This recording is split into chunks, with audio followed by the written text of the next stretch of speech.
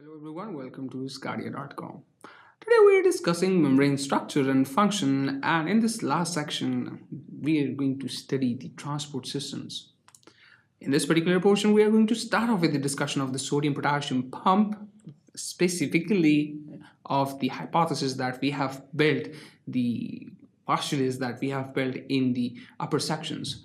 So this would be followed by the discussion of protein functions and auxiliary transport system specific for the ATP transports in bacteria, and we are going to study the case of ABC transporters.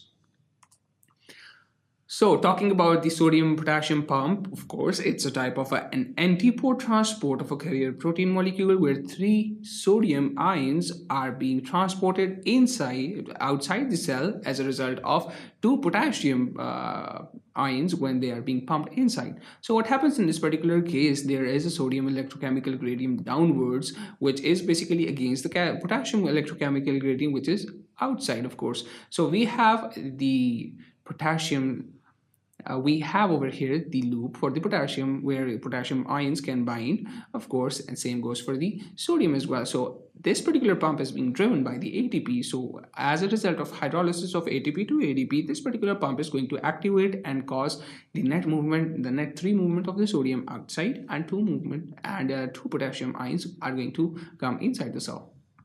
And that is basically the process that occurs during the transmission of the nerve impulses.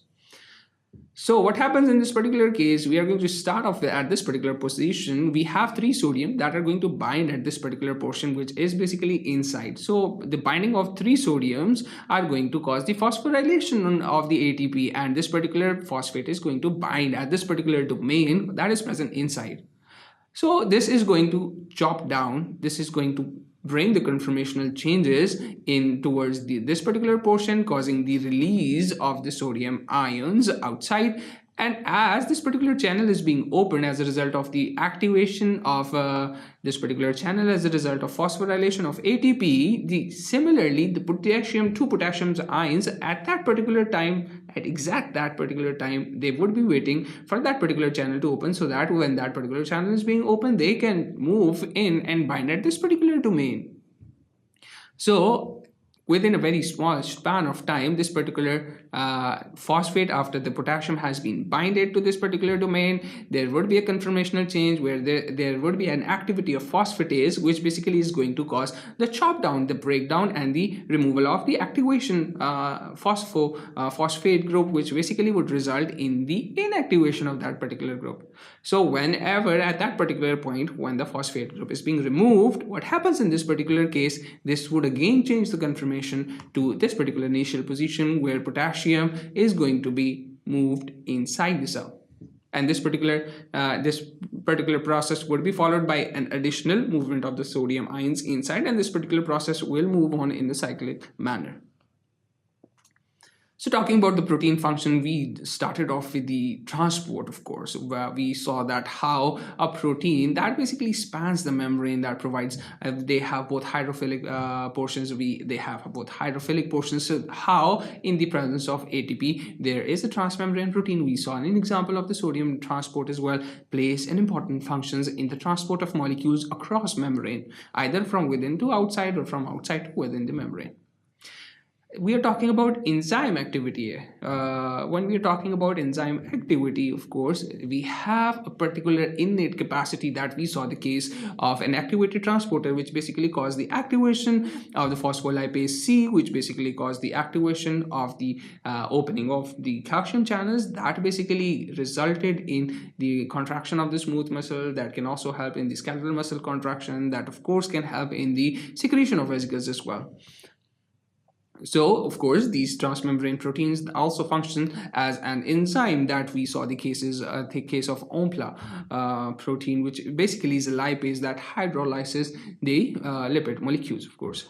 They play an important part in the signal transduction, and we have seen this in the when we were discussing tumor immunology, when we were discussing the cell cycle regulation, how they play an important factors in the signal transduction in various pathways, whether we are talking about the WNT signaling pathway, whether we are talking about the North delta receptor pathway, whether we are talking about tyrosine MAP kinase pathways. So all of these cases are the example of the function of these transmembrane proteins as the signal transduction molecules. So similarly, talking about the intracellular joining, these membrane plays an important part as an adjacent cell so that they can bind and adsorb from cell to cell to make a particular tissue. Talking about cell-to-cell recognition, of course, they play a very important function. Talking about the glycolipid and the glycoprotein molecules, the glycocalyx that we discussed plays an important part in the recognition of the bacteria by the immune system. So they play also a very important function in cell-to-cell recognition. And of course, attachment to the extracellular matrix, attachment to the cytoskeleton, they have the microfilaments because the particular cell is present in a 3D dimension. So of course, that particular dimension has to be maintained by the cytoskeletal fibers and of course the extracellular matrix. So basically the protein, the transmembrane protein, is designed in such a way that they can allow the interaction with the microfilaments and of course the extracellular matrix protein as well to maintain its unique physiology that is basically specific for each single cell.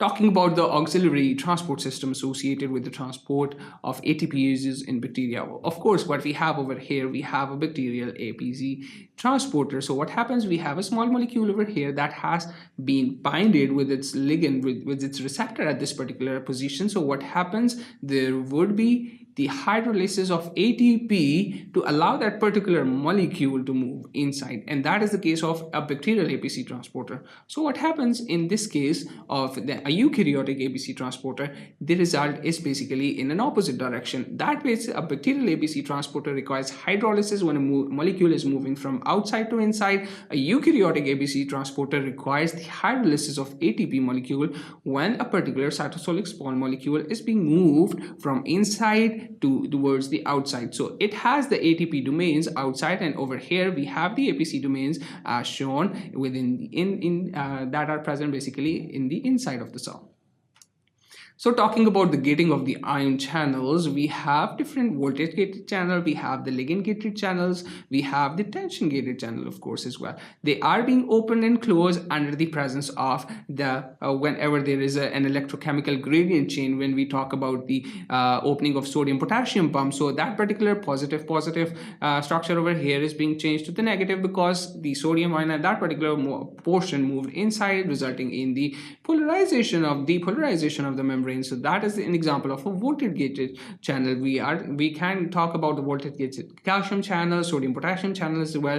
When we are talking about the ligand gated channel, the ligand can move from outside to the inside, and they can move from inside towards the outside as well. And when we are talking about the tension gated channel, we are going to understand the forces that basically change the morphology through a mechanical way that basically involves the biophysics in this particular portion, where there is change in the moieties of the protein through the exertion of the force, which basically helps those particular channels to get open as a result of the application of force. So in this particular section, we focused on the discussion of sodium potassium pump. This was followed by the movement of the protein functions, and we studied how the proteins plays an important function in the transport, in the translocation, in the enzyme activity, in the maintenance of the cytoskeleton, and in the interaction as well. So this was followed by the discussion of auxiliary transport system for ATP transport, and we studied how ATP transporter system is different in bacteria with relationship to the eukaryotic system. So that was all for this particular section. Thank you for watching sqadia.com.